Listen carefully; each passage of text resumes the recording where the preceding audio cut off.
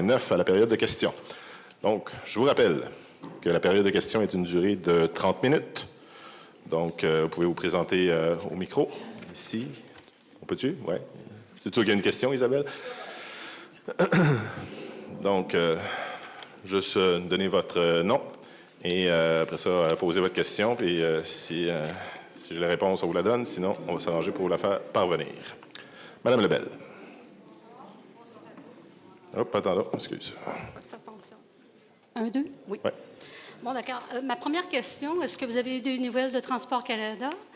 Pas depuis la dernière fois qu'on s'est parlé, non. Bon, d'accord. Le 1er mai, c'était quoi votre plan B là-dessus? Pardon? Le 1er mai, quand c'est venu en vigueur, c'était quoi votre plan B? Le plan B pour quoi? Que si on vous répondait non ou vous n'aviez pas eu de réponse de Transport Canada, c'était quoi votre plan B? Mettre une contribution volontaire. OK, parfait. Deuxième question, pour cause de communication, je ne sais pas, je me demandais si la municipalité des Îles et la municipalité de Gros-Îles ont des traducteurs. Si on a des traducteurs, on n'a pas d'employés traducteurs dont la fonction est de traduire. On a des employés qui sont capables de le faire. OK. Je me demandais voir, parce que là, j'ai vu les dépenses de ce soir, je me demandais voir si la dépense ne serait pas possible pour traduire le document du parc régional pour la communauté anglophone, pour qu'il y ait une bonne compréhension, pour qu'ils soient capables de s'asseoir et faire la lecture exactement du document. Parce que là, traduire en français, ce n'est pas nécessairement pour tout le monde. Oui, on a une entente, on travaille là-dessus entre nos deux municipalités. D'ailleurs, ça a été abordé hier à la séance du conseil de la municipalité de Gros-Îles. Alors, ça va être un projet qui va être fait? Le projet de traduire le document du parc régional, oui, il va y avoir communication avec les citoyens de Gros-Îles sur la question du parc régional. OK, ça fait que le document de 174 pages, ça va être fait. C'est pas ce que j'ai dit nécessairement. C'est pas nécessairement le plan d'aménagement et de gestion, mais on y avisera là, à ce moment-là. Mais ça va être présenté. Le projet va être présenté intégralement et le plus complètement possible à la municipalité de Gros-Îles. Ça, je vous le garantis. Parfait. Merci beaucoup. Merci. M. Verdier? Oui, bonsoir. Gérard Verdier. D'abord, avant une certaine réflexion que je voudrais faire avec vous, il y a une question que je me pose, parce que vous avez passé ce soir un règlement à 7.9.2. Vous êtes certain, le parc régional, il n'est pas réglé. Hein? Non. Non? Ce qui veut dire que vous allez venir consulter les gens.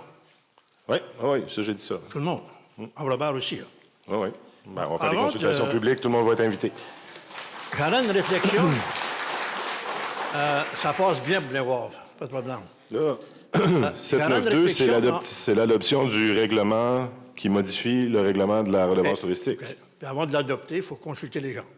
Non, là, on a adopté le règlement qui modifie, qui rend ça volontaire. Non, mais je veux dire qu'avant qu'il soit adopté sûr, il faut que les gens soient consultés. C'est ça que tu m'as dit? Avant qu'on crée le parc régional, oui, on va retourner à la population. Bon, j'ai une réflexion en deux, voilà. Je voudrais m'adresser surtout aux conseillers, que je connais quand même assez personnellement. Je trouve les gens intelligents, aussi bien comme moi d'ailleurs, ça c'est sûr. Ma première réflexion, c'est on a toujours dit au conseil qu'on voulait rationaliser dans les dépenses. Pas de problème. Même M. le maire me l'a déjà dit dans une réunion privée. On s'en vient avec un parc régional. L'idée des conseillers, c'est d'établir un parc régional. Ce qui veut dire qu'on va engager des agents de sécurité. Les agents de sécurité, ils n'iront pas là en souliers de toile de la dune. Ça prend des VTT. Ça va prendre des 4x4. Ça va prendre, ils ne feront pas leur rapport assis sur un bureau. Ça va prendre des bureaux. Okay? Donc, ça prend de l'administration. Ce qui veut dire que c'est encore un autre coût probablement énorme. Vous avez dit à une réunion, pour l'OBNL qui va gérer vous avez dit à une réunion, M. le maire, vous avez dit qu'il y aurait un budget de 600 000 dans les premiers 3 ans. OK? Bon. Vous avez dit, c'est pas nous qui gèrent, c'est les OSBL. Mais les OSBL ne prendront pas leur argent des cases populaires, là. Oubliez. Ils ne prendront pas leur argent de 3 ans ici, du fédéral ou du provincial qui sont dans le trou autant comme vous autres. Ça va prendre de l'argent en quelque part. Je n'ai pas fini. En arrivez-vous à une question avec ça? Ou? Oui, j'ai une réflexion. Je finis ma réflexion. Ben, oui, allez-y. Un instant, s'il vous plaît, là. Il n'y a pas de trouble. Soyez pas arrogant, j'ai fini ma réflexion. Écoutez, je voulais vraiment pas vous vexer. J'aimerais dire que ça va être géré par les OSBL. Mais les OSBL, ça va prendre de l'argent quelque part. Qui va payer, à part que les contribuables? Okay. Qui? Okay. Qui? Dites-moi, les conseillers, êtes-vous capables de me répondre? Qui va payer? OK. Qui va payer? Ma deuxième réflexion, non. Je n'ai pas envie de répondre parce que ma réponse ne sera pas bonne. Ma deuxième réflexion. Ça, c'est ordinaire, ça, M. Ma Verdier. deuxième réflexion. Vous Non, ne me laissez pas répondre à la question que vous me posez. c'est une réflexion que je pose. Que Non, je fais. ben, vous m'avez posé une question. Je t'ai pas posé de question. La première question Vous que je m'avez t'ai dit posée... qui va payer pour ça. Excuse-moi, la première question que je t'ai posée, si c'était réglé, tu m'as dit que non. Parfait. Après ça, je t'ai bien dit, j'ai dit au conseiller, c'est une réflexion. OK? Ma première réflexion, c'était celle-ci, que ça va coûter très cher pour le parc régional. OK, Ma deuxième votre réflexion... réflexion est erronée, à la base. Je vais vous dire ça tout de suite. Ma quoi? La réflexion est erronée. Il n'est pas question, et il n'a jamais été prévu, qu'il y ait de l'argent des Qui va contribuables. payer? Bon, voulez-vous que je vous réponde cette fois-là, ou bien vous voulez juste continuer? Bon. OSBL. Bon, l'OBNL, lui, il est éligible à des subventions après ça, et il y avait une partie des revenus de la redevance touristique qui était prévue pour alimenter à partir du fonds de gestion du La redevance touristique, elle ne fonctionne pas. Attends. Là, ce qu'on fait, on la met volontaire, on crée un fonds de gestion durable du territoire. Après ça, notre défi, effectivement, c'est de nourrir ce fonds-là. Est-ce que ça va être par une redevance touristique? Est-ce que ça va être d'une autre façon? Okay, là, ça s'il va vous plaît, là. Merci, Peux-tu M. répondre, le maire. ça? Merci pour la réponse. Mon deuxième Merci. volet, Oui. quand on parle d'un parc régional, OK? 30 du territoire terre publique qui va être géré. S'il y a un de nous autres, messieurs les conseillers, écoutez bien, vous êtes aussi intelligents que tout le monde, là. Si on gère et qu'on a des agents de sécurité, et pourquoi? C'est parce qu'il y a des règlements. S'il y a des règlements, ça veut dire qu'il y a des restrictions. Non, ben, on n'achète pas, on ne met pas des agents de sécurité pour les pommes de près. C'est pour faire régler, c'est pour faire respecter les règlements. Vous êtes d'accord? Donc, s'il y a des règlements sur le territoire, il y a 30 du territoire qui appartient au terre public que l'on occupe, nous, les jeunes monarques qui occupent depuis qu'on est tout petit. On peut aller au bout du banc le dimanche, on peut aller aux pommes de près, on peut aller partout. S'il y a des règlements, qu'est-ce qui nous dit que dans 3-4 ans d'ici, qu'on va pas avoir des barrières parce qu'il faut que l'OSBL, comme vous dites, il faut qu'elle fasse son argent. Elle ne fera pas rien que son argent avec un petit parking qu'il va y avoir pour les châteaux de sable. Vous le comprenez, ça, mais vous ne voulez pas l'assumer. Non, M. Verdier, j'essaie de vous expliquer et vous ne voulez pas l'entendre. Pas juste en finissant. Moi, M. Verdier, ce que je vais vous dire, c'est que moi, j'essaie de vous l'expliquer, mais vous ne voulez pas m'entendre. Non, juste en finissant, je veux juste vous dire une réflexion que j'ai. Allez-y. Aux îles de la Madeleine, avant les puvliers siffleurs, il y avait du monde. Oui. C'est aussi simple que ça.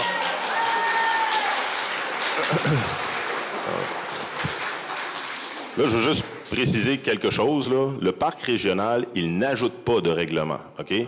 Un OBNL, il n'en ajoute pas. Pensez ce que vous voulez, je vous le dis, là. Les conseillers autour de la table, on est tous d'accord avec ça. Un parc régional, c'est un outil de gestion. Madame Richard, arrêtez ça, s'il vous plaît. Madame Richard, arrêtez. J'essaye de parler, là. Y a-t-il moyen? Donc, un parc régional, dans notre cas, ça n'ajoute pas de règlement. Un OBNL qui gère un parc régional ne peut pas adopter et appliquer de nouvelles règles ou de réglementations sur l'aménagement du territoire. C'est un pouvoir qui ne fait... Excusez-moi. Donc, alors, pourquoi avoir... Attendez, je vais vous donner la parole dans un instant, s'il vous plaît. Tout ce que je dis, c'est que des réglementations d'aménagement du territoire, il y en a déjà, elles existent pour telle ou telle raison. C'est pas toutes les réglementations qui viennent du municipal, il y en a qui viennent du provincial. Quand on parle de la protection du pluvier siffleur, c'est une espèce en danger. C'est le gouvernement qui agit et qui légifère à ce moment-là. Il y a de la réglementation fédérale, mais le parc régional n'ajoute aucune espèce de réglementation. C'est un outil de gestion qui va mieux nous permettre d'appliquer enfin certaines réglementations, comme par exemple pour la protection des dunes. Monsieur, j'ai fini. Je vous pose la question. Donc, juste pour faire suite à ça, donc des réglementations, il faut qu'ils soient adoptés par des employés, donc des... Non. Non, des politiciens. OK. Il y a juste les élus qui peuvent adopter puis appliquer des réglementations. Allez avec mes questions.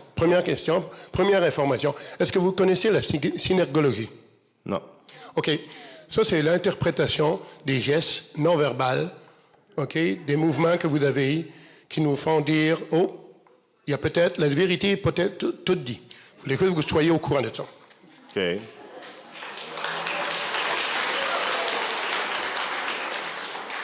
Donc, je voudrais savoir, lors de la réunion du 16 dernier, vous avez fait venir une madame, une animatrice. Vous avez appelé ça une modératrice, mais on veut dire une animatrice partiale. OK? Je voudrais savoir quand a été prise la décision de faire venir cette madame-là. Oh, ben là, je n'ai pas la date par cœur. Là. Ah, vous n'avez pas de date. OK. Est-ce que ça pourrait être après le 14? Parce que le 14, vous avez dit qu'on avait été agressif, qu'on avait été violent, vous avez eu des menaces. Est-ce que ça pourrait être à la suite de ça? Je me souviens pas d'avoir utilisé ces mots-là moi-même, là, à tout le moins. OK. Regarde, on va faire de la verbalisation. Vous pouvez Ben, là, vous mettez des mots dans la bouche, je vais quand même pas me laisser faire de même. Là. OK. Mais, donc, on quand est-ce que c'est quand tu as pris cette décision-là? Oui, c'était avant. C'était avant le 14 mai qu'on avait... Ça a été pris par qui? Ben, par le conseil. Oh, vous m'avez dit, la dernière semaine, vous m'avez dit, la semaine passée, vous m'avez dit que non, ça avait été une décision administrative. Vous rappelez-vous de vos paroles? Ben, en tout cas, il y avait... moi, je me rappelle. Les deux, là. Je vous ai demandé si ça avait été pris par le conseil. Je vous ai demandé si ça avait été pris par le conseil, si ça avait été voté, ou est-ce que ça avait été mis au procès verbal, et où est-ce qu'était la preuve de tout ça. Vous m'avez dit non, c'est une décision administrative. Ouais. La décision administrative, elle est prise par qui? Vous ou quelqu'un d'autre plus haut que vous qui vous dit on va vous dépanner, on va vous envoyer quelqu'un? Non, c'est pas... Attention à vos gestes non verbales. Quand vous dites quelqu'un de plus haut que moi qui nous a imposé une animatrice, vous parlez de qui, là? Vous n'avez pas dit imposer, vous avez dit envoyer une animatrice pour vous. Je ne sais pas, je vous le pose la question. Qui a fait la décision administrative? Je vais vous expliquer comment ça s'est passé. Okay? Donc, Annie Fernandez, c'est une professionnelle des communications, notamment dans le monde municipal. Elle m'a été recommandée par plusieurs autres maires et mairesses. À la base, moi, j'étais supposé aller suivre une formation en gestion des séances publiques, des périodes de questions, justement, parce que je voulais être meilleur dans ma job. Et après ça est arrivée toute la question de la passe archipel et on lui a demandé à ce moment-là, vu qu'on était déjà en contact avec elle pour la période de questions, de nous aider justement dans nos communications. On avait un enjeu de communication avec la population au niveau de la passe archipel, donc on lui a demandé un coup de main. C'est dans ce cadre-là qu'elle est venue aux îles de la Madeleine. La décision a été prise par qui? Une personne? Parlant ensemble, je vous dirais, on en a discuté autour du conseil, on en a discuté avec l'administration, puis le conseil a donné l'aval à l'administration de demander d'embaucher Mme Pour faire suite à ça, combien ça a coûté? La soirée, incluant la madame, la sécurité, les personnes qui tenaient au micro. Vous m'avez dit que c'était des bénévoles. Ils sont venus pour vos beaux yeux. Je ne pense pas qu'il y ait personne qui travaille à la municipalité pour vos beaux yeux, monsieur. Et pourtant, les employés qui étaient là pour tenir les micros étaient pas payés à ce moment-là. Donc, oui, Monsieur Bessette, est-ce que vous avez été rémunéré pour les heures passées à tenir le micro cette soirée-là? Non, bon. OK. La sécurité? Sécurité, il n'y a pas de sécurité engagée. OK. La madame? La madame, là, je ne sais pas par cœur combien ça coûte. Oh, OK.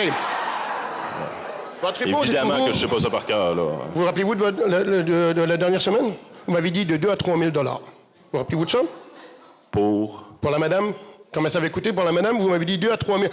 Ça a coûté à peu près 2 à 3 000 $. Vous n'avez pas beaucoup de mémoire. Écoutez, j'ai dit quelques milliers de dollars. Okay. Moi, je me souviens pas du montant exact, puis je le sais pas, mais laissez-moi vous dire une chose. On a un budget de déplacement à la municipalité, notamment pour les déplacements des élus, puis on est bien en dessous. Okay. Par exemple, aux dernières assises de l'UMQ, puis au dernier congrès de la FQM, normalement, il y a la moitié du conseil qui est le maire et la DG qui va là. Aux dernières assises, j'étais tout seul. Fait que ça coûte. On s'entend que le budget n'est pas... Regardez, vous m'avez dit, vous vous rappelez pas, moi je me rappelle, vous m'avez dit 2 à 3 000 $ pour toute la soirée. 2 à 3 000 $, si on compte... Laissez-moi parler, s'il vous plaît. Quand on parle de l'avion, la restauration, elle n'a pas été mangée de la poutine à Poutino, malgré que la poutine est très bonne. Je ne pense pas qu'elle a été mangée de la poutine là. L'hôtel, location d'auto, on est déjà rendu près de 2 à 3 000 $. OK? Et cette madame-là est venue aussi pour vos beaux yeux et fait des recherches. Le minimum qu'elle peut demander, c'est entre 5 000 et 6 000 $ pour cette soirée-là. Donc, on est rendu déjà à 8 000 $. Et là, vous ne savez pas combien ça coûte? Non, monsieur, j'ai pas... Puis là, je peux-tu prendre une dernière question? Parce qu'après ça, je voudrais passer la dernière personne. Non, ça ne sera pas une question, ça va être un commentaire. Ouais. Vous ne savez pas comment a coûté une soirée de 10 000 $ et vous voulez nous faire croire que vous allez savoir combien le projet de parc régional va s'auto-administrer? Laissez-moi douter, monsieur le maire. Moi, OK. Merci pour votre commentaire. Madame Bourgeois-Marcotte. Oui, bonjour, Josiane Bourgeois. Vous venez de dire, là, puis vous aviez dit plusieurs fois aussi, entre autres le 4 mai dernier, là, que le parc régional n'ajoutera pas de nouvelles réglementations ni de limitations sur le territoire. Mais j'aimerais mieux comprendre, dans le document du parc, à la page 21, il est décrit que la fonction du coordonnateur est, entre autres, d'assurer la rédaction et la mise en place de tous les nouveaux règlements nécessaires. Ouais. Mais les nouveaux... Ouais. La réglementation, elle peut se faire sans parc régional, là. Mais c'est écrit tous les nouveaux règlements nécessaires. Ouais. Puis en annexe, il y a aussi une carte des îles avec des zones beige, orange et rouge. Les zones rouges, c'est la protection stricte. Et c'est inscrit plus haut dans le document protection stricte toutes les activités qui vont être interdites. Exact. Par exemple, il y a la baignade. Puis dans les zones rouges, il y a, par exemple, le goulet à l'étang des Caps. Il y a plusieurs autres zones. Par exemple, sur l'œuvre base, 3 zones dans l'œuvre Mazan. Il y a la Madame Bourgeois. Mais finalement, on doit se baser sur quoi? Votre parole qui dit qu'il n'y aura pas de nouveaux réglementations, de nouveaux règlements ou le document qu'il sous-entend? On dit la même affaire, moi puis le règlement. Moi puis le règlement, on dit la même affaire. Les zones avec des restrictions que vous voyez dans le plan d'aménagement et de gestion, ce sont des restrictions qui existent déjà. OK? Ensuite, oui. Je parle du document du parc régional. Moi aussi. Plan d'aménagement et de gestion du parc régional. Il y a des zones rouges avec protection stricte. Ces protections-là existent déjà. OK? C'est soit des protections de l'environnement, du ministère de l'Environnement, du ministère fédéral, du ministère du Québec, l'habitat floristique protégé, par exemple, du Corem de Conrad, c'est là-dedans. C'est de la protection qui existe déjà. Un règlement, un parc régional géré par un OBNL, ça ne peut pas ajouter de règlements qui limitent l'usage du territoire. Je ne sais plus sur quel ton vous le dire, ça ne peut pas arriver. Le coordonnateur, est-ce qu'il peut adopter des règlements généraux pour son OBNL? Est-ce que la municipalité peut adopter des nouveaux règlements pour la gestion et l'aménagement du territoire qui doivent être, après ça, suivis par l'OBNL qui est en charge de les faire appliquer, par exemple, en terre publique? Tout à fait. Ben ça... Qu'il y ait un parc régional ou qu'il n'y en ait pas, il peut toujours y avoir de la réglementation. Ça se peut que ça arrive, ça. Même si on dit qu'on ne fait pas de parc régional, ça ne veut pas dire qu'il n'y aura jamais de nouvelles réglementations sur le territoire. Ça, vous le savez. Oui, mais c'est le mandat de la coordonnatrice de rédiger les nouveaux règlements. C'est inscrit dans le document. Ben, pour l'organisme, c'est sûr. Mais c'est quand même des nouveaux règlements. Mais ces règlements-là pourraient arriver. Ça se pourrait qu'il y ait des nouveaux règlements, Mme Bourgeois, mais dans 15 ans, qu'est-ce que vous voulez? Vous dites quand même que non. Ben là, évidemment qu'il peut y avoir des nouveaux règlements. Je veux dire, si il arrive quelque chose, je ne sais pas, moi, il y a déjà plus... M. Verdier, ou le 16 mai, me disait, dans le temps, vous pouvez aller au coq sans aller avoir de tape à mesurer, mais aujourd'hui, tu es obligé d'avoir un tape. C'est un règlement qui s'est ajouté au fil des ans pour X ou X raisons. Mais qu'est-ce que vous voulez, je vous dis? Il n'y avait pas de parc régional. Puis ma prochaine question... c'est pas la municipalité non plus. Vous avez dit aussi à plusieurs reprises que l'argent des taxes ne serait pas utilisé pour financer le parc régional. C'est par exemple aussi écrit dans l'info municipale là, du mois de mai. Mais le règlement, vous avez entériné le 22 avril dernier le règlement CM 2024-06 qui stipule que pour pourvoir aux besoins d'un fonds destiné à financer le parc régional, le Conseil peut porter au débit du fonds les sommes requises. Mais donc, si vous promettez ne pas utiliser l'argent des contribuables pour financer le parc, pourquoi ne pas abroger ce règlement-là qui le permet? Ben, le fonds de gestion durable du territoire n'est pas alimenté par l'argent des contribuables, par les payeurs de taxes. Mais le règlement, là, le permet. Ça dit que la municipalité peut porter au débit du fonds les sommes requises pour son fonctionnement. Exact. Mais les sommes requises, porter au débit du fonds, c'est de l'argent de la municipalité, donc c'est l'argent... c'est de l'argent perçu par les redevances des visiteurs. Et justement, ben oui, le Fonds de gestion durable du territoire, au moment où on se parle, il n'est alimenté que par la redevance touristique. Est-ce qu'on va pouvoir prendre d'autres moyens pour alimenter ce fonds-là? C'est là-dessus qu'on va travailler, en même temps qu'on va regarder pour une nouvelle formule de redevance touristique, et si jamais, avant, on se décide sur quelque chose, avant d'adopter quoi que ce soit, je me suis déjà engagé à présenter en consultation publique, mais n'est pas prévu, il ne le sera pas, et on n'est pas d'accord autour de la table ici d'alimenter le Fonds de gestion durable du territoire avec l'argent des taxes des contribuables. Mais pourquoi ne pas abroger ce règlement-là? Pour garder un fonds de gestion durable du territoire qui peut être alimenté d'une autre façon. Puis, avec une redevance volontaire, puis on s'entend, la modification, elle est provisoire. On peut revenir devant la population avec un projet de redevance touristique pour faire contribuer les visiteurs au Fonds de gestion durable du territoire. À ce moment-là, pour nous, c'est extrêmement important et c'est logique et cohérent aussi que le visiteur, s'il fait une contribution, qu'elle soit volontaire ou tout autre, que ça utilise... Madame Richard, ça veut dire qu'il faut que l'argent que ces gens-là mettent dans le Fonds de gestion durable du territoire serve à quelque chose qu'ils utilisent de toute façon. Donc, c'est pour ça qu'on garde un règlement qui crée le Fonds de gestion durable du territoire. Comment on va l'alimenter à l'avenir, on vous serait informé. Est-ce que vous avez une dernière question, Mme Bourgeois? Parce qu'après ça, je vais prendre la dernière question après, puis ça va clore la période de questions pour la communauté maritime. Vous avez dit le 4 juin que l'objectif principal du parc était de concilier les usages sur l'état public. Dans le sondage sur lequel vous vous basez, il y avait pourtant 82 % des répondants qui affirmaient ne pas avoir vécu de conflit. Qu'est-ce qui justifie des dépenses de 676 000, dont 63 % de masse salariale, soit de 426 000 $ pour concilier les usages si 82 % ne vivent pas de conflit? Pardon. Oh. Des conflits d'usage, il y en a beaucoup. C'est pas pour rien qu'on a mis en branle le projet, je dis on, mais j'étais pas là, mais que le projet de parc régional a été mis en branle il y a déjà au-dessus d'une dizaine d'années. Et puis ça a été porté à l'attention de la municipalité, de la communauté maritime par les usagers des terres publiques. Donc, s'en est suivi un vaste chantier de consultation auprès des utilisateurs, des organismes qui les représentent, notamment... Mais pourquoi, si 82 % disent ne pas avoir vécu de conflit, pourquoi on va mettre 676 000 pour harmoniser les usages? Bien, parce que c'est ça que ça coûte, la gestion des terres publiques au vu des estimations qu'on a faites, Mme Bourgeois. C'est bon. Merci. Madame Arsenault? Je ne savais pas si c'était fini. Oui, ben là, ça va être la dernière question, par exemple, pour la communauté maritime. Puis moi, je pense, Madame Richard, que vous devriez laisser parler les autres quand c'est à leur tour, puis attendre. Madame Richard, on s'en reparle dans la prochaine période de questions à la séance municipale. Madame Arsenault? Bonjour. Mais je vais dans une autre direction. Là-dessus, pardon? S'il vous plaît. Non, la période de questions est terminée. Non, j'ai dit... Ben là, je m'excuse, mais j'ai commencé à 19h46, il est 20h20. Ben moi aussi. Non.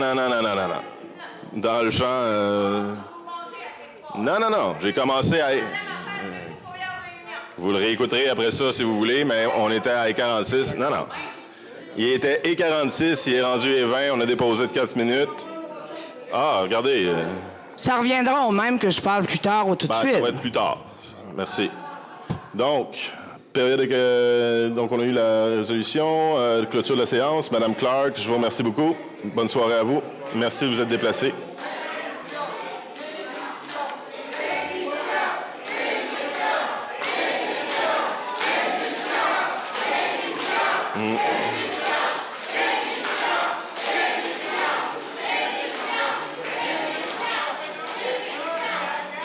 Donc, s'il vous plaît, à l'ordre. Donc, on est prêt pour la séance de la municipalité, Madame Cummings? Ça nous amène en affaires diverses. Il n'y avait pas de point. Ça nous amène à la période de questions. Il est 21h50. Donc, on se présente au micro.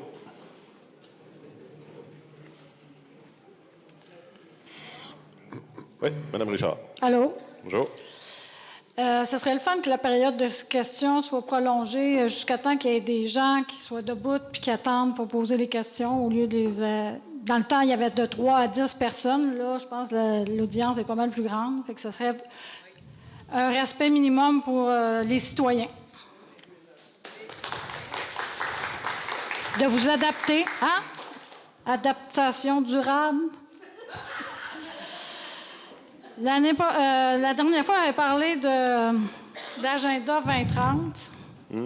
J'ai trouvé un article qui date de Insularité durable avec le développement durable de 23 juin 2022 avec monsieur, j'ai pas mes lunettes, ça. C'était monsieur qui était là-dedans? Monsieur Claude Veilleux. Puis là-dedans, ça dit que les îles, on est un microcosme pour appliquer le développement durable. Ingérer, bien, tout ce qu'il y a là-dedans, dans cette chose-là, c'est ce que vous faites, là. Avec, puis ça parle de l'agenda 2030, ça parle de l'ONU, ça parle des points que vous appliquez, là, avec le forum des partenaires. Ça dit d'aller consulter les partenaires aussi, faire des plans d'action. Le passe archipel, je pense qu'il fait partie de ça aussi, du contrôle social de l'ONU que l'ONU veut faire. Fait que je pense que je ne suis pas une complotiste. Je ne complote pas. C'est des choses, c'est des faits réels qui sont au gouvernement, qui sont ici, qui veulent instaurer. Fait que si vous n'êtes pas au courant, là, vous êtes un journaliste, vous auriez dû être au courant. Une autre chose. Vous avez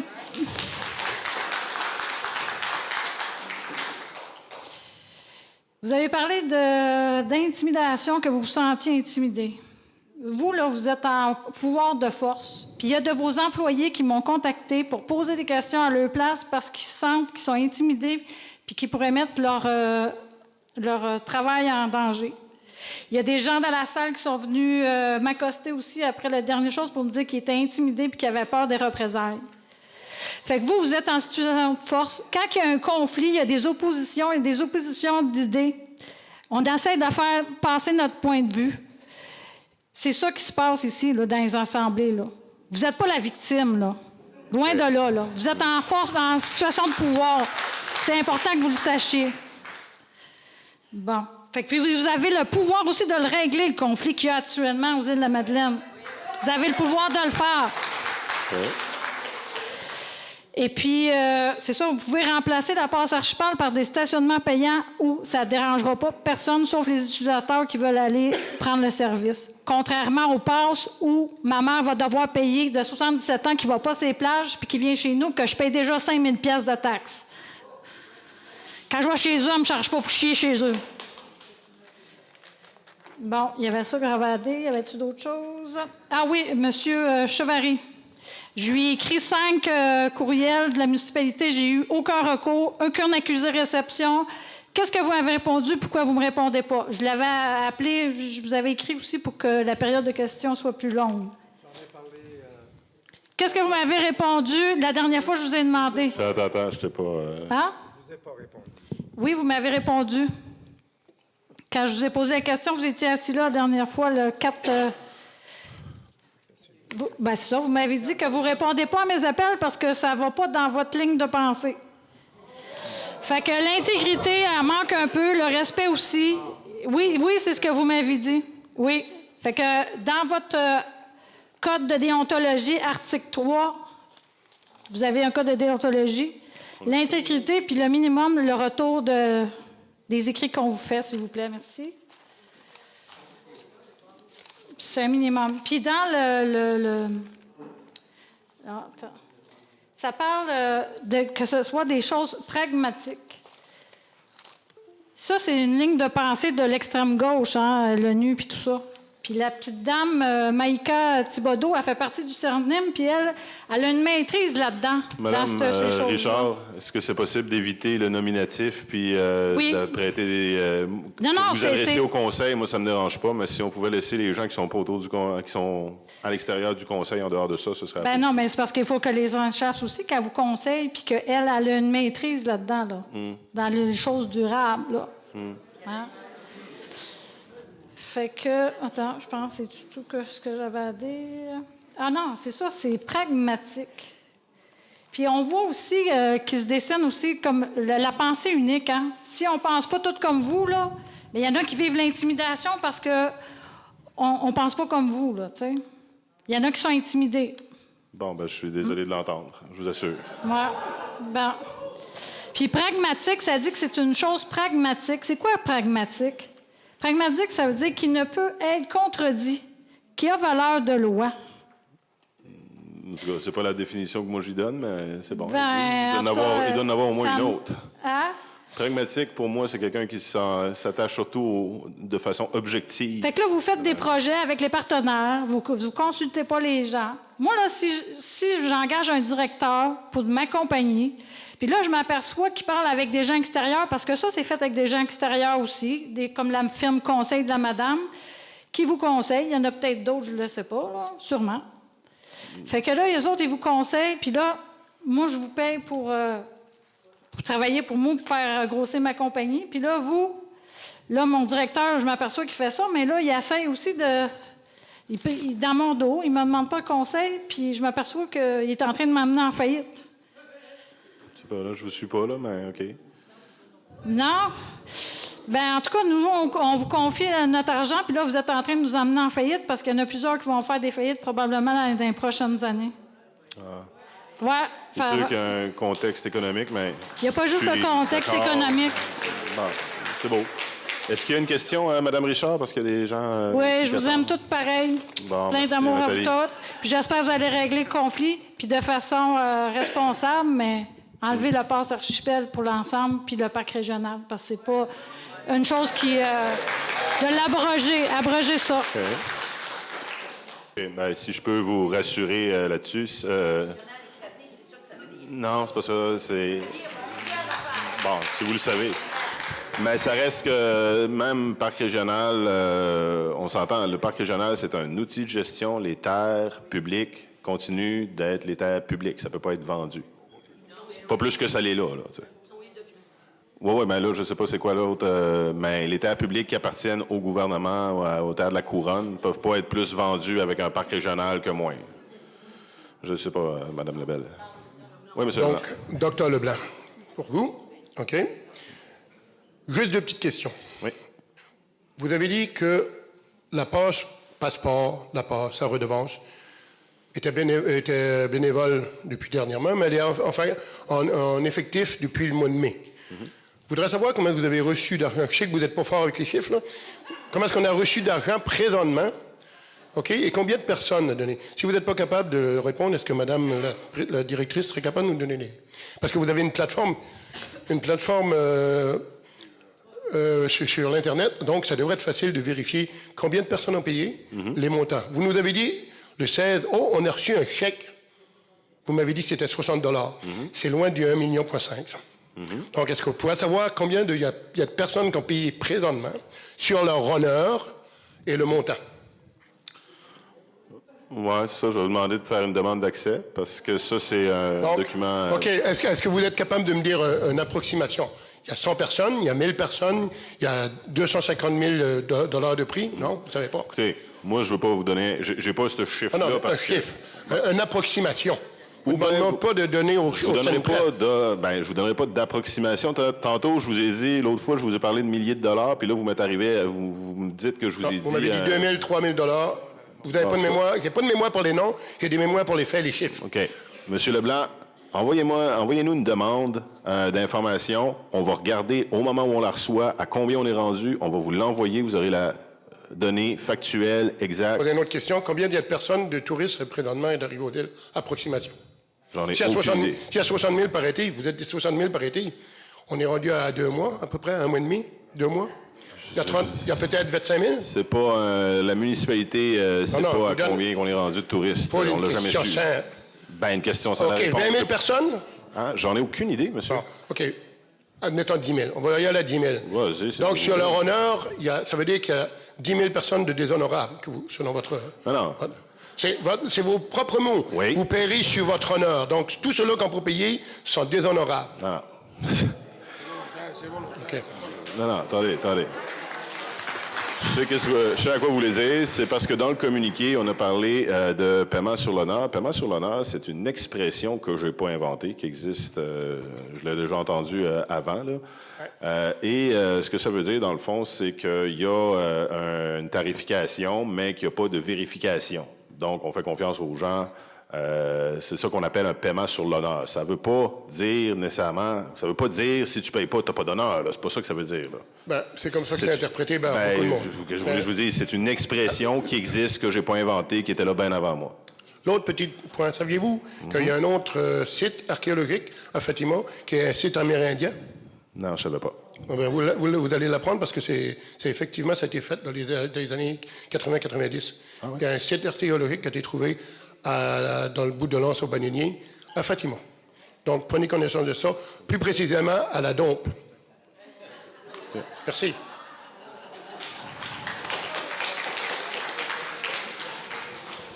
Madame Bourgeois.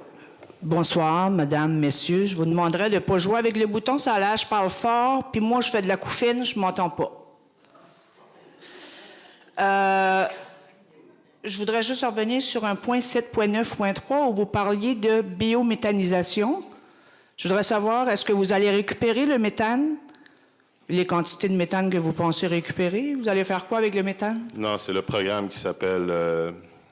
En 793, c'est le programme de la communauté maritime, vous voulez dire? Oui, mais ça va créer du méthane, là? Non, c'est le nom du programme. Nous, on ne fait pas de biométhanisation aux îles. On n'a pas le volume pour ça. Quand il y a compostage, il y a méthane automatiquement? Oui, on fait du compost, mais on ne récupère pas le méthane. OK. Non. Parce que le méthane pas récupéré, vous savez que c'est plus polluant que du CO2. Hein? En tout cas, je vais juste vous le dire. Ah, merci. Maintenant... je voudrais savoir comment vous allez identifier les gens qui ne respecteront pas la réglementation du parc. Est-ce qu'il y aura des amendes ou des restrictions futures pour les contrevenants?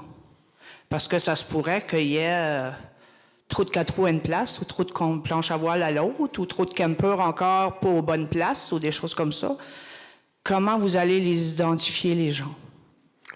Ben, en fait, c'est la réglementation, elle est en place. Si, avec un parc régional, l'OBNL embauche des agents de surveillance, par exemple, qui vont faire de la patrouille en 4 roues sur les terres publiques, puis qui voient des contrevenants au règlement en vigueur qui existent, comme de la circulation dans le milieu dunaire, en dehors, à l'intérieur de la dune, plutôt qu'à l'extérieur, ben, pourront à ce moment-là intervenir. OK, donc il va y avoir possiblement des nouvelles réglementations, puisque comme les campeurs présents... Oui, parce que là, si vous créez un parc pour les campeurs... Je viens de vous dire à plusieurs reprises qu'on n'ajoute pas de réglementation avec le parc régional. Est-ce que je suis en train de vous promettre qu'il n'y aura jamais de la vie, aucune réglementation sur le territoire? Ben, je ne peux pas faire ça. Personne ne peut faire ça. Le risque est plus grand quand même. Quand il y a un parc, le risque est plus grand. Ben non, ça change absolument rien. Un parc régional géré par un OBNL, ça ne peut pas créer et appliquer de réglementation. Donc, ça sert à quoi?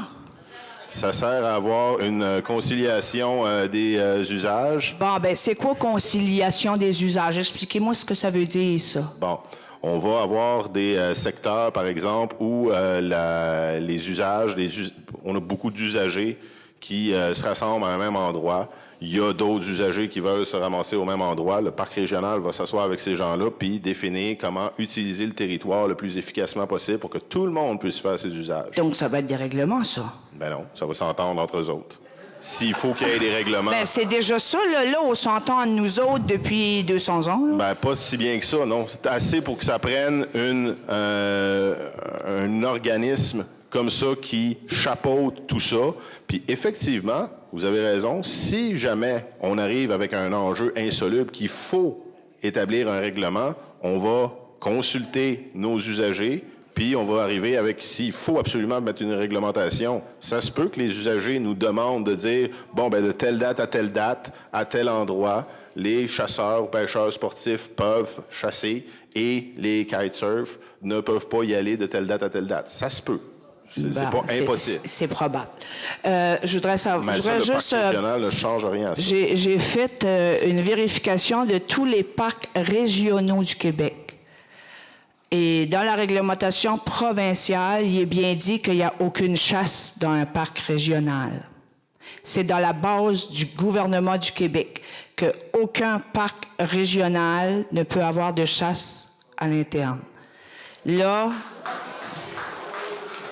Ben, c'est disponible simplement sur Internet. Là. Allez voir Règlement des parcs régionaux du Québec. Là, j'ai rien inventé. Là, hein. Écoutez, je ne sais pas, mais je suis certain que vous êtes dans l'erreur pour ça. Oh non, je l'ai même imprimé. Je ne l'ai pas ici avec moi, mais il est même imprimé. Je sais lire. Je suis désolée. Oui. Maintenant, j'aimerais juste faire un petit retour en arrière. En 2010, on a vécu l'histoire du parc industriel, nous, à notre ferme. Il y avait des conseillers qui sont les mêmes aujourd'hui encore. Ensuite, quelques années plus tard, on a vécu une problématique de porcherie, juste à côté de notre ferme. Ça a été réglé assez rapidement parce que j'avais trouvé dans une nuit dont je n'avais pas dormi, j'ai trouvé la réglementation qui disait qu'il ne faut pas mettre une porcherie à côté d'une ferme avicole. Ensuite, on a vécu une problématique avec Bonichois, M. Tremblay, l'ancien propriétaire. Et là, on vit une problématique avec Bonidé, M. Desrasmes. La ferme avicole est la plus grosse ferme de toutes les îles de la Madeleine. La plus grosse en toute agriculture confondue. Elle est la seule à pouvoir être autosuffisante aux îles. Elle a été créée en 1982 pour régler un problème de santé publique causé par des œufs non régulés. Bon. Et le problème est encore le même. Les œufs de l'extérieur qui arrivent par vanne, par bateau, dans des états fêlés, sales, brassés, gelés. Les vannes, l'hiver, ça arrive souvent qu'ils restent pris dans une tempête de neige, peu importe sur la route, ou que le bateau ne rentre pas. Nous, on peut assurer une survie à 100% des œufs aux îles de la Madeleine. C'est pour ça que la ferme elle a été créée. Elle n'a pas été créée par nous. Nous, on a acheté une ferme déjà existante.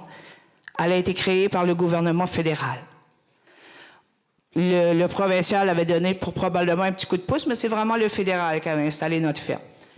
Notre ferme ne possède pas la gestion de l'offre, parce que les îles de la Madeleine n'ont pas la gestion de l'offre. La gestion de l'offre, j'ai lu des milliers de pages et on parle de territoires qui ont acquis la gestion de l'offre au fur et à mesure dans le Canada. Parce qu'au début, toutes les provinces ne l'avaient pas acquis. Alors, la gestion de l'offre, les îles de la Madeleine ne l'ont pas. Okay. Là, présentement, ils rendent des œufs sous gestion de l'offre de l'extérieur, alors que les îles de la Madeleine n'ont pas la gestion de l'offre. La gestion de l'offre, c'est des œufs subventionnés. Alors, c'est sûr que quelqu'un absorbe le coût. Est-ce que c'est la fédération? Est-ce que c'est Sobeys derrière tout ça?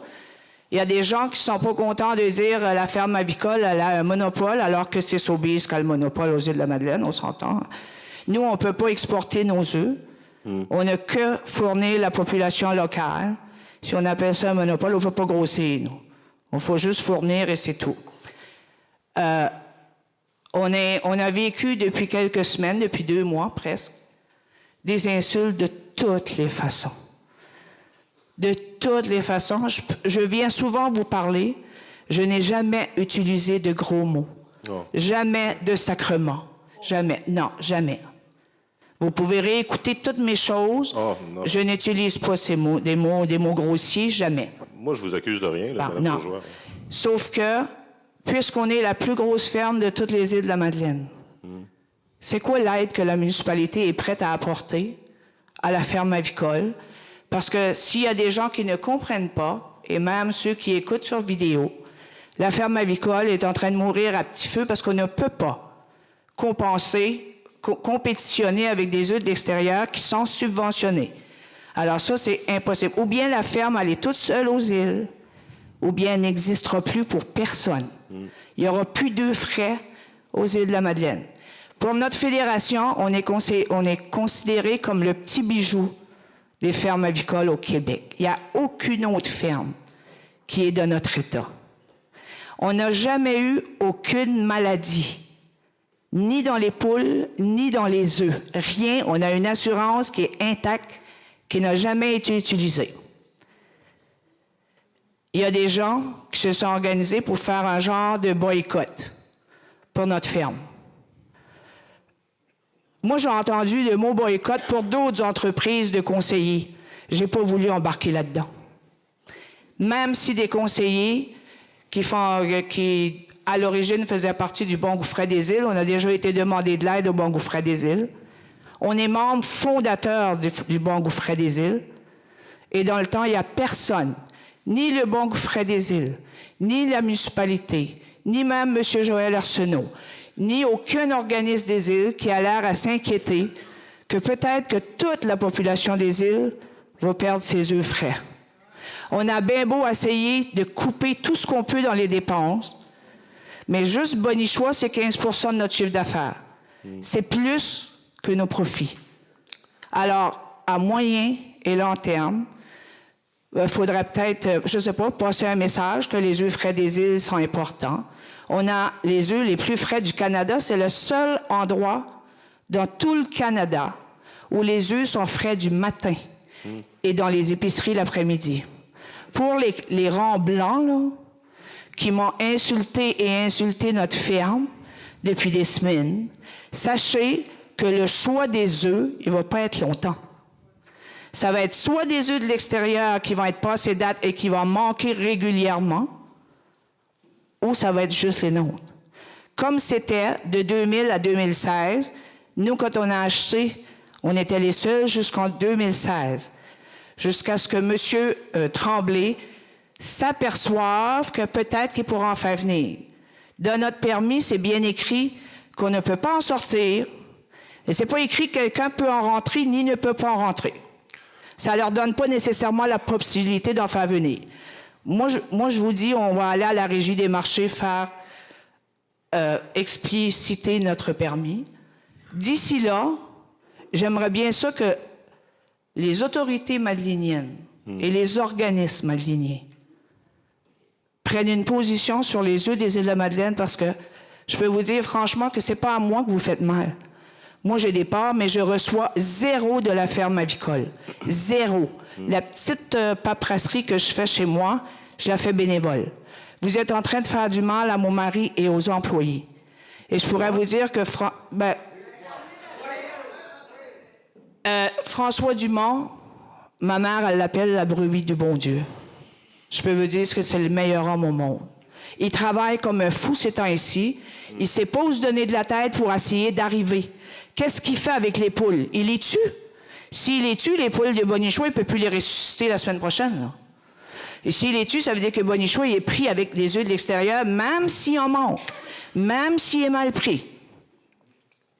Est-ce que je peux... Oui. Parfait.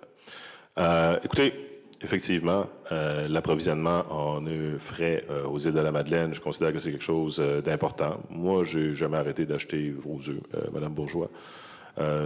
Je n'ai jamais demandé à qui que ce soit de ne pas aller acheter vos œufs. Et là, vous me parlez d'un enjeu, d'une décision d'entreprise privée, d'un enjeu entre deux entreprises privées. Non, je vais juste vous rectifier. C'est que Jean-Philippe Diras m'a dit qu'il avait reçu des visites à son entreprise et qu'ils ont dit ensemble, on va y faire fermer sa grande gueule.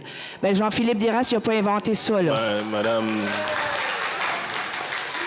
Okay, on a eu 600, plus de 600 invectives sur Internet. On les a comptées. Alors, qu'est-ce que la ferme avicole a fait à la municipalité ou aux organismes des îles? Qu'est-ce que la ferme avicole leur a fait? Parce que je suis copropriétaire, je le dis à toute la population, je prends 0 de la ferme.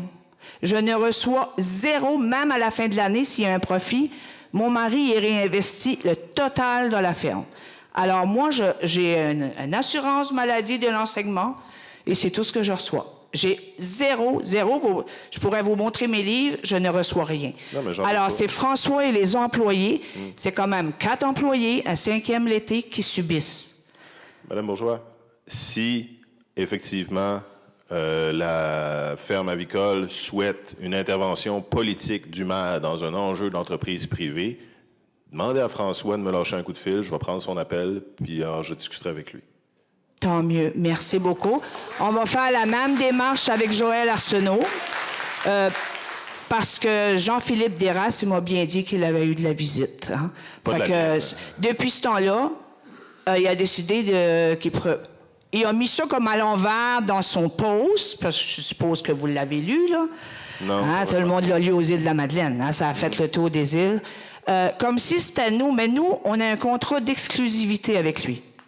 Alors, l'exclusivité, le contrat est encore valable, signé devant Laure Lapierre, la sœur à Jean Lapierre. Et le contrat, il sera encore valable. Lui, il l'a pas. Il y avait juste une façon de clore le contrat et il n'a pas respecté cette façon-là. Et. Mais Mme Bourgeois, ça, la municipalité, on n'a rien à voir. Oui, parce qu'il y a des gens de la municipalité et des rangs blancs qui étaient une fierté presque, qui ont écrit par centaines pour dénigrer notre ferme. Et c'est toute l'histoire qui se passe dans le temps qui crée la situation. Écoutez, alors, vous en êtes responsable par porte en arrière. Écoutez, je suis très sensible à toute violence ou à intimidation sur les réseaux sociaux. Croyez-moi que j'ai une sensibilité par rapport à ça. Moi, j'ai jamais insulté personne sur des réseaux sociaux. Madame Bourgeois, est-ce qu'on peut, est-ce que ça termine votre intervention? Est-ce que vous avez dit pas mal tout ce que vous vouliez? Là? Je ne vais pas vous vexer, ni la période de questions dure une demi-heure. Je veux redire à toute la population que les œufs des îles de la Madeleine, c'est pas pour le profit qu'on fait ça. Hein? François, il sort un petit salaire. Il y aura plus de salaire s'il travaillait à Hydro-Québec, je peux vous garantir. Il y a l'instruction pour. Mais les œufs, c'est un service à offrir à toute la population des îles, d'avoir les œufs les plus frais du Canada.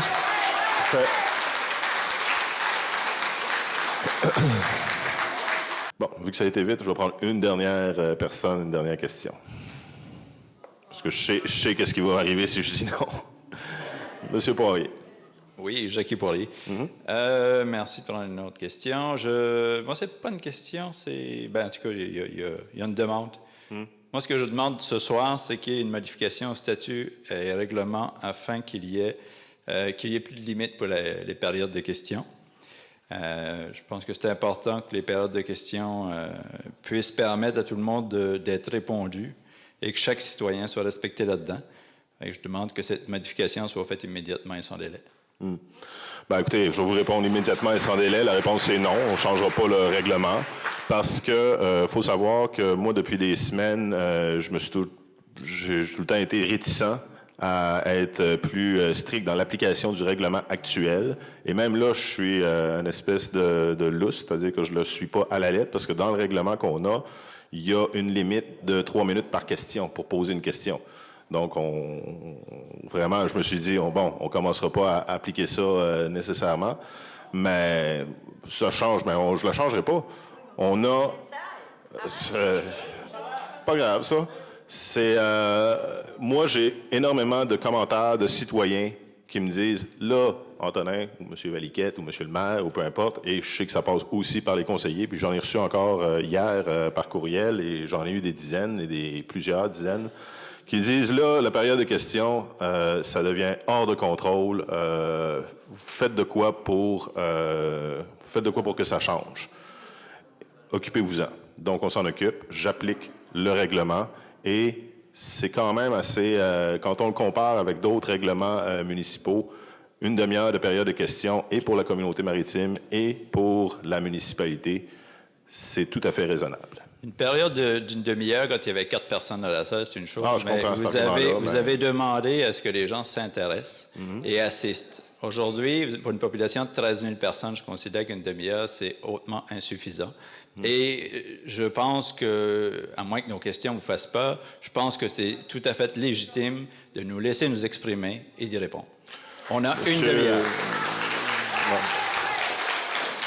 Je vous remercie du commentaire. Là-dessus, ça va être, on va mettre la fin à la période de questions là-dessus. Alors, c'est un non, si je comprends bien.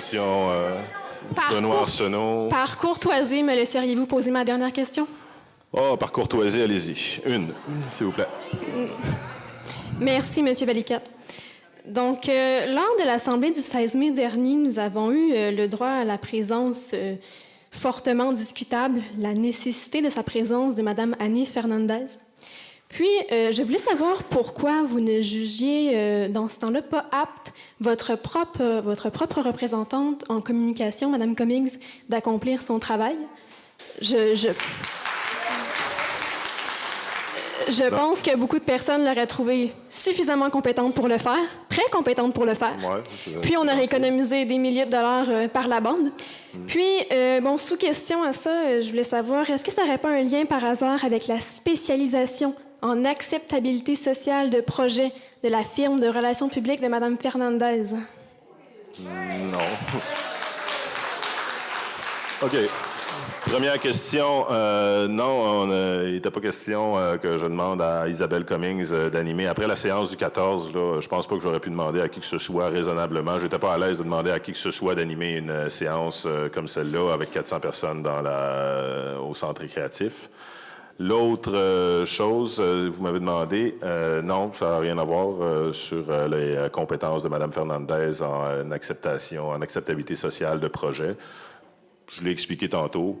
Nous, elle m'a été recommandée, puis j'étais intéressé, moi, à aller suivre une formation de 4 heures avec elle sur la gestion des périodes de questions en séance publique. That's it. D'accord. Merci, Mme Thériault. Merci. Écoutez, vous dites que, dernière question, là, vous ne vous sentez pas à l'aise de demander ça à qui que ce soit, d'animer une autre séance après le 14. Eh bien, est-ce que la séance s'est si mal déroulée que ça, ou vous ne l'avez tout simplement pas appréciée personnellement, M. Valiquette?